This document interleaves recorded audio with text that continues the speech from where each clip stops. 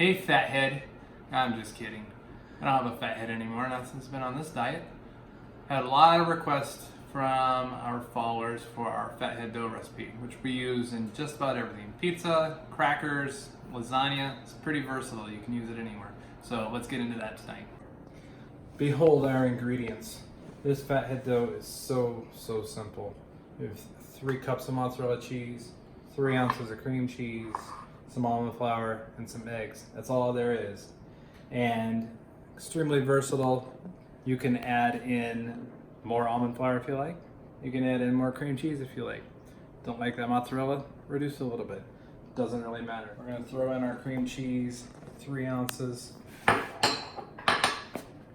that in there. We're gonna throw this in the microwave for a minute. All right, after a minute, we're gonna pull it out. See, you get some melted here. Grab our spatula, mix that up a little bit.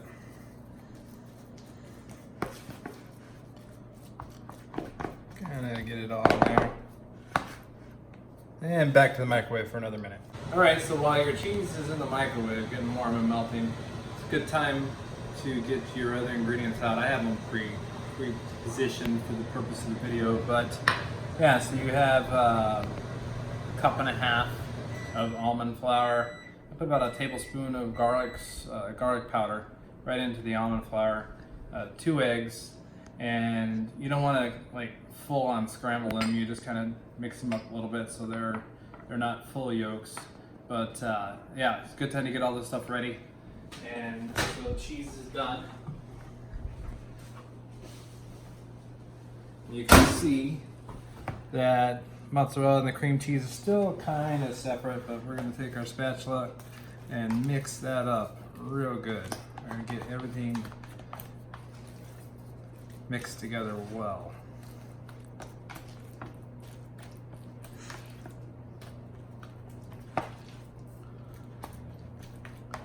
What I like to do is kind of make it kind of flat in the bottom there. I'm going to take my eggs and put them right on top of that. Next, I'm going to take my cup. So this is a cup of almond flour with the garlic powder in it. And we're going to go ahead and dump that right into there.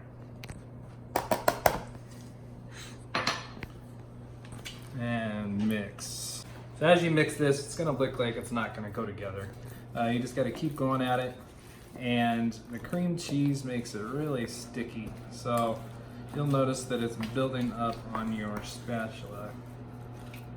We'll keep mixing, and when we're happy with how much we have it mixed, we'll add some more almond flour. So the more almond flour you add, obviously the more carbs you're going to add to your meal, but the almond flour also makes it easier to handle. So if you don't like where it's going, you might want to just toss a handful of almond flour in there. So you can see we got it going pretty good. At this point, I'll go ahead and add my other half cup of almond flour. And another spatula out just to get the buildup of. I did this a few times. All right, so we continue to mix.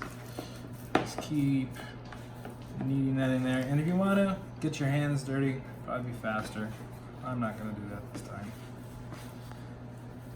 But we'll keep mixing. This is what you end up with. Looks like dough. And so here's where you guys get to learn from our journey. So we used to take this dough and roll it out onto a mat that size.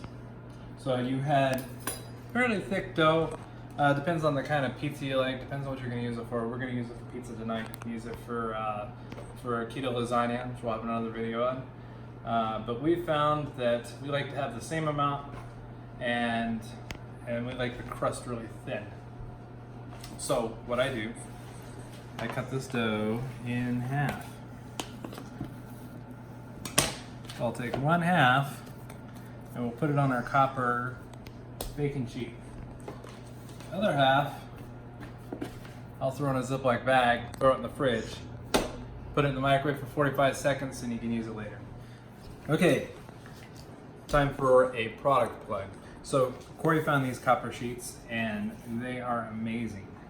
So what we were doing before was I would throw this on a stone and it would get the top nice and crispy. Then I'd pull it out, flip it over, and let the bottom bake as well. This thing is awesome. So it cooks the bottom at the same rate it cooks the top, and you don't have to worry about that. Okay, so you'll be able to find a link in the comments below where you can order your own copper baking sheets. So if you were to try to roll this out straight, your rolling pin would probably stick to this dough a lot and it'd be a real pain in the butt. So we have parchment paper, and I'll put that over that like that. Give it a squeeze to get it kind of started. And now we'll take our rolling pin and we'll roll it out. We're going to take this and we're going to roll all of this to this shape. So you're going to have very thin crust. So once again, this comes down to choice. And what we've learned along the way, if you want thicker crust pizza, go for thicker crust pizza. Do what makes you happy. We like to have more because it's a mental game. I can eat this whole pizza, and instead of it being the whole dough, we're basically eating half as much. And we figured out the carbs, which I will also have posted below, so you can know what you're getting per slice. Okay, so you can see we're getting pretty darn thin here. Where'd my knife go? So at this point, I'd like to take my knife, drag it along there, and grab our extra pieces and throw them in the middle.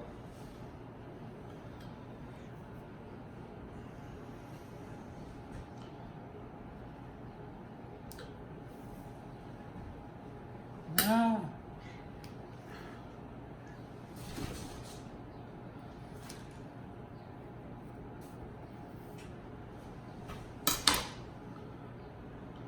and we'll just kind of put that, and we can see where it's thinner in some spots, like too thin. We'll just kind of put this wherever we want it. It's kind of thin on this side, so we'll do that. Okay. I think that's about good. You can see we've got a nice square pizza. We like square pizza. That's another thing. Want round pizza, make round pizza. I'm sure you can do it on these mats. We like the square.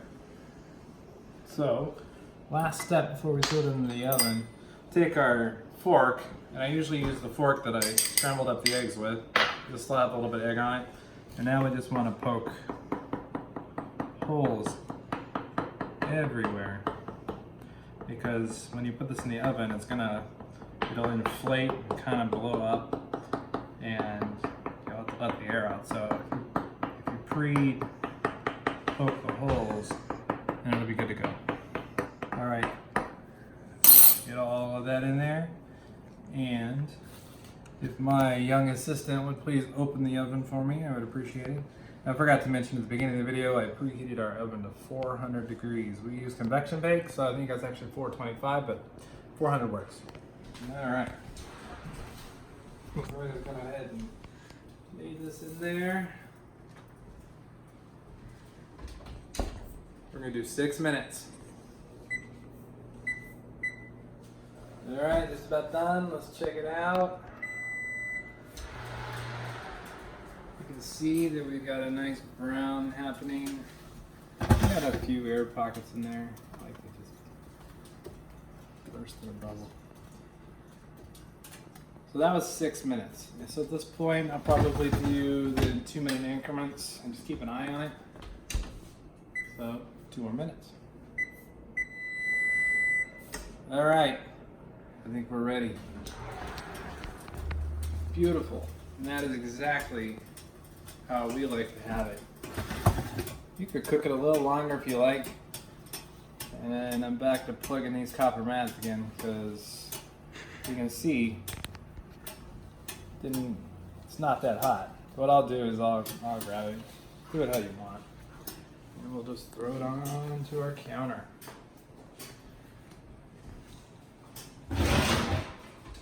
So now you have decision time. So we could take this, we can go and throw some sauce on it, put some cheese on it, and make pizza right now. And that would be fine. Corey's at the store, so we're gonna wait a little while. And so when she gets back, it'll be cool. But the great thing about this is you could cut this in half, you could throw it in the refrigerator, have it later. Here's some that we had earlier in the week that Corey had made some lasagna out of. But these are great because kids want a pizza. You throw this on a platter, throw some sauce and cheese on it, and it's good to go. But, so that is how you make fathead dough. We're gonna have another video where we actually assemble the pizza. Since we do all kinds of things with fathead dough, we'll cut this video here and we'll do a separate one just for the pizza assembly. But if you have any questions, let us know. Once again, copper mats, can't say enough about it. And if you look on the bottom of this, you can see we got a nice, good bake there. So we end up with nice, crispy pizza.